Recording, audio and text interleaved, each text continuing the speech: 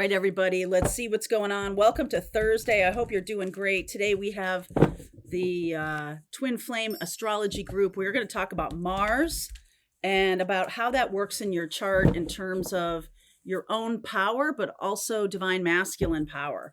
So we're going to take a look at that today in my astrology group, and let's see where we go with that. But first, what's happening? Oh, man, the pressure just feels loud today. Breaking trail, a breakthrough is at hand. My goodness. Desert passage, trust that there's a divine plan. Good information. Begin now. Take your first step and view from above. Get the big picture. So, some of you have reached out. I mean, this happens very regularly.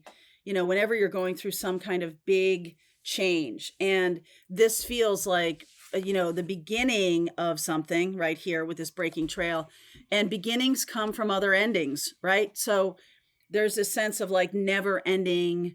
It's not tumult or upheaval, although there's certainly a lot of that going on in the world right now. This just feels that Spirit is trying to say to us, like, take the long view.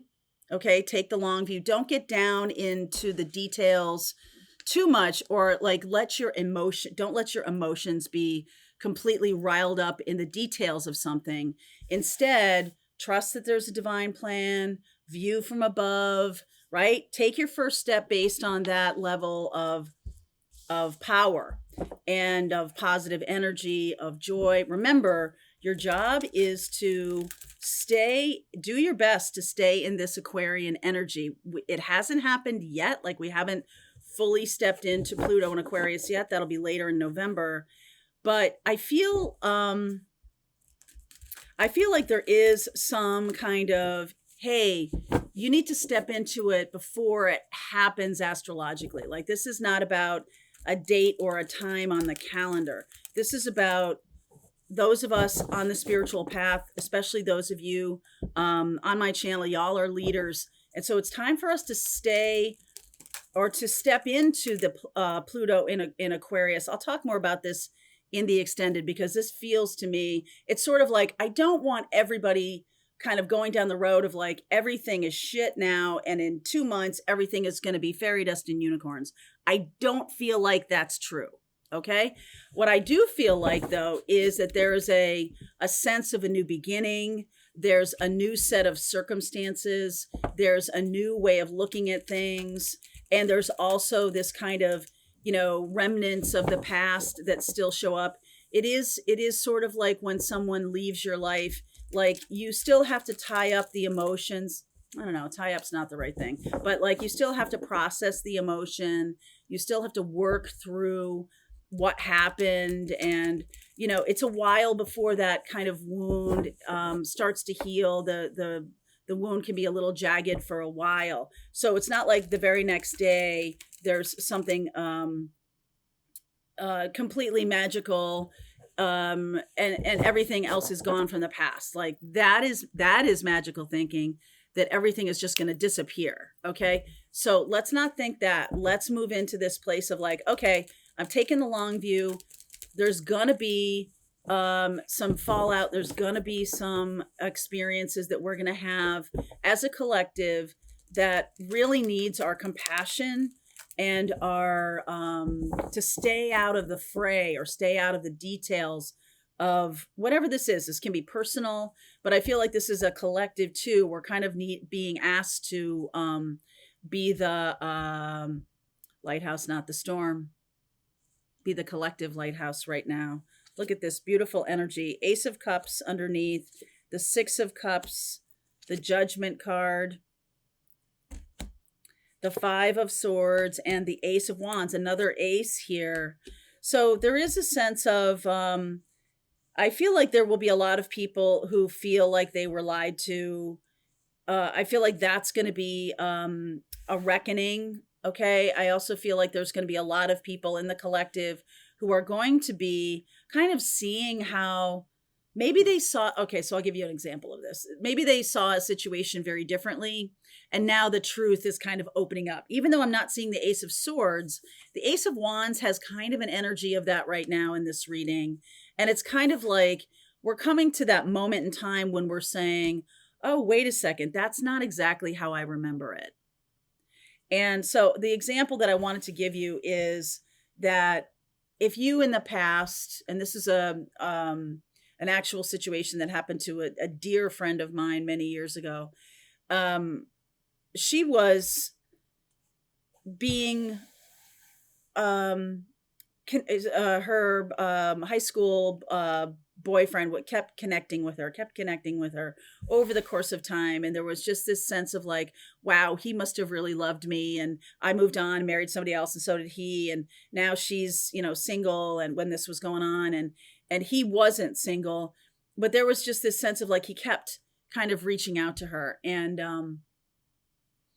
many years, so she put a stop to that and everything, and sort of went on her way. And it was very difficult for her because there was this sense of like unfinished business. And what if it wasn't what if I made this boundary and that wasn't the right thing. But about, I'm going to say 5 or even 10 years later, I remember having this conversation going, who are you talking about? And being like, oh, wow, that was someone way in the past. And she was like, yeah, I recognize that he was not, he wasn't who I thought he was. He didn't really have the feelings for me that I kind of projected onto him because I really wanted that to happen. He didn't really feel that way about me. And only through like that distance could she really see the clarity of it, that he was taking advantage of her feelings for him. And that she now recognized that. She was like, yeah, based on his behavior, based on what she remembered, she was remembering it through the lens of a person who really wanted that to be the truth.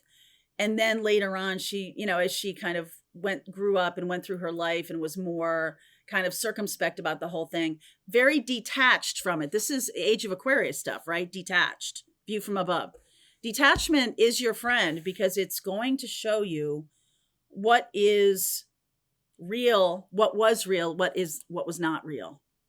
And when we have a sense of attachment of like, no, this person has to be this person in perpetuity, or this person has to be what I thought I experienced, and then they end up not being that way, it's a huge bummer. But it's one of those things of like, oh, when you're far enough away from it, and I feel like that's what happened with her, like she could not have handled that truth up close.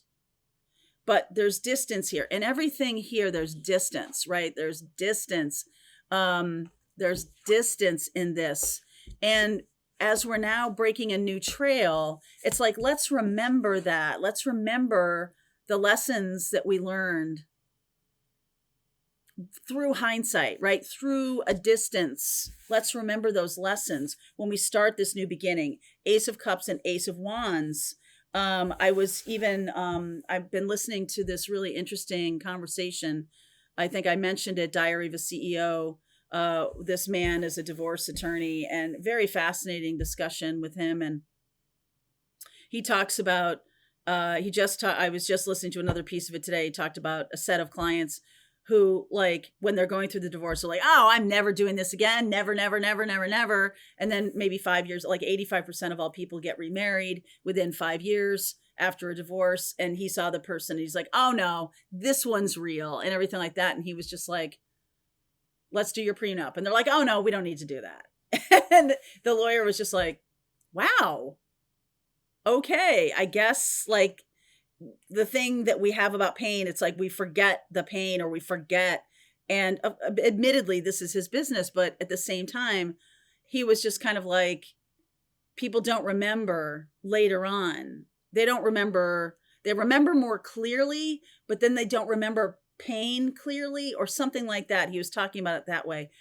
And so later, this feels to me like detachment. Like if someone's in love, they're already in this like cotton candy cloud, right? But detachment detachment, if you are detached, if you're not really aligning with like what you expect from somebody, or based on your own kind of wounding still, then you're still going to kind of go through the cycle again. So just let that be a lesson to you. But Four of Swords, I feel like this is a collective lesson for us. Four of Swords, oh yes, High Priestess and the Knight of Pentacles. That's about putting in the work and effort. High Priestess and the Four of Swords about meditation. This is about spiritual healing here. The Lovers, Five of Pentacles, there it is again. So this is about a choice after one hasn't done the spiritual healing, just sort of wanting to get to the next thing instead of like reflecting on something that was painful. And so Spirit is saying, hey, let's look at things from a big picture. Now, what's going on the planet right now, it could be a while before we have this big picture kind of detachment, or we could be saying, let's really get there. Let's process what's happening, and let's make a commitment that we're going to get to this level of detachment so that we can see what worked and what didn't work, not based on kind of this polarized, toxic bubble experience that we've been having, but instead sort of detach from that. And this is personally too, like a feeling of making a choice, but still feeling wounded from past events and not really wanting to do the work of processing the emotion. Three of Cups. Some of you are seeing, I feel like some of you are having this experience right now of being able to look at a past situation and seeing it much more clearly because you have processed your emotions, because you have done healing work. And so the new choice, some of you may be like, no, never again, never another choice. Others of you may be sort of like not sure that it could ever happen again, that you're ever going to have this opportunity again. The Nine of Wands, there's the patterns. Knight of Swords, King of Swords. All right, this is about seeing things clearly. I think we underestimate the power of rage to really be a healing force. Rage is something that when things are unjust, when things are out of balance, can take us on this kind of, roller coaster, and can really get us to a place of, not being so clear about things, right? We're all emotion. But then the Knight of Swords is about being combative, right? We're in this bubble right now where this toxic tribalism kind of battle, the polarity, the absolute complete pulling apart of things. And I just get the feeling of like, it's not necessarily about us getting to a place of being sad about the way things are. I do think that there's a function around anger about like that gets people moving. So in a personal situation here, some of you could be starting out fresh, starting out new. I've done my healing work, but then a situation is presented to you and you recognize maybe I haven't done everything I needed to do. Maybe I haven't processed the feelings. Maybe I am still in this old pattern, but because nothing has been presented to me, I feel kind of free of it, right? And you won't know until the next opportunity where you are. And if you go into kind of a denial mode, I wouldn't be surprised. We have a lot of Neptune in Pisces right now. Neptune's going to be moving into Aries next year. Saturn's going to follow. And so there's going to be a thing about like taking action based on my spiritual growth. But am I really seeing this from a clarity level that I need to? All right. So I'm going to go deeper into this reading. This is about us taking steps on a brand new trail and being ready for that. It feels like it's not yet. We can't make this choice based on old paradigms. We can't step into this new until we at least have some kind of reckoning of what direction we're going in. And I believe, on a personal level and on a collective level, I believe that anger is playing a role with making decisions about the future. And you probably know, never go to bed angry. I don't know if you ever heard your parents say that. I certainly did. There's something about that. And I feel like there's an part of it is animating energy. It is useful. Okay, anger and rage is useful. It gets people moving. But what I'm talking about is, okay, then let's take a view from the big picture and really decide what this is going to look like. Okay, so it's kind of like a whiplashy thing. You're kind of like getting out of the this polarity kind of dichotomy thing and having to right away. So that's what powerful leadership can be effective in.